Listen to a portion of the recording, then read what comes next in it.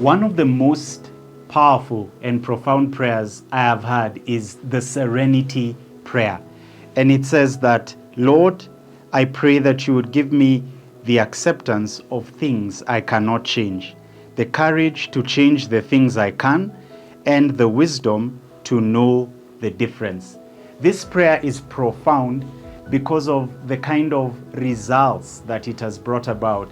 The serenity, the sense of peace, the sense of settledness that it brings upon the people who prayed.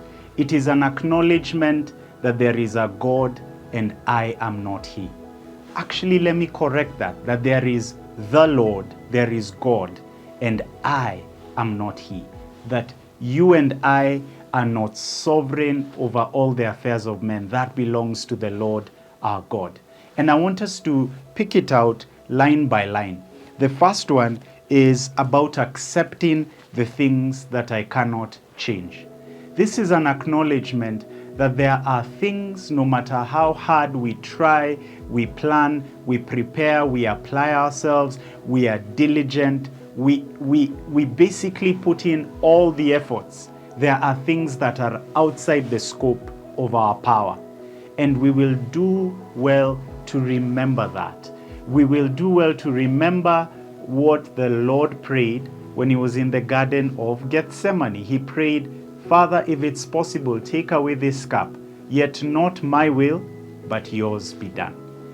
I wonder if there are things in your life that you need to come to a place of acceptance, things that you cannot change, things that have happened in the past and are outside the scope of your power. You cannot change those things. And dwelling or ruminating, trying to change them, is an exercise in futility. So the first line is about acceptance, coming to a place of surrender.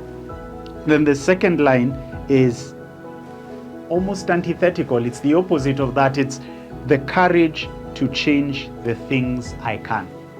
Now, there are things which are in your ability to do something about. There are things you can change. There are things where the Lord has given you the resources, the wisdom. The Lord has given you that which you need to do in order to change them. And sometimes we fail to do those things because of courage. But I hear the words of the Lord to Joshua, be strong and very courageous.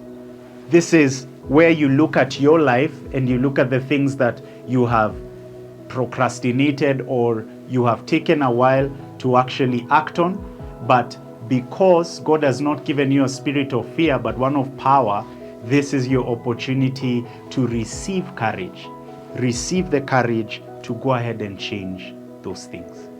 Now, the last thing is the wisdom to know the difference. And wisdom is usually in that in-between.